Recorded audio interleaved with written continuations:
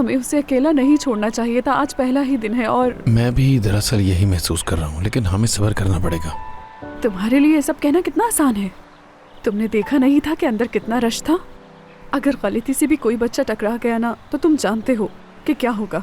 ये सब तो उसके साथ हो गया ही, इसीलिए उसका यहाँ खास ख्याल रखा जाएगा। दरअसल हमने उसे लोगों से दूर रखा है, इसलिए उसके लिए ये सब मुश्किल है, लेकिन वक्त के साथ सीख जाएगी।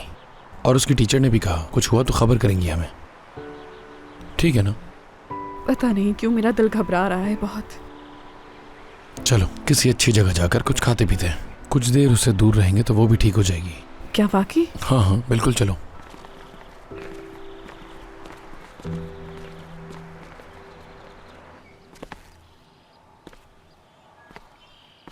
Good morning.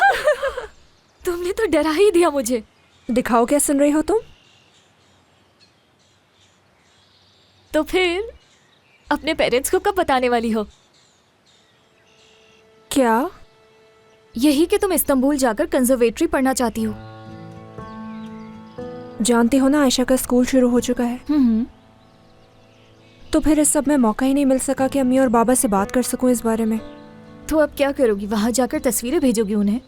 अच्छा बस ना, मैं बात कर लूंगी उन लोगों से, हद होती है। और फिर कैप्टन? क्या कैप्टन? इस्तांबुल जाने वाली बात उसे कब बताओगी? सारा सुबह सुबह टेंशन मत दो मुझे।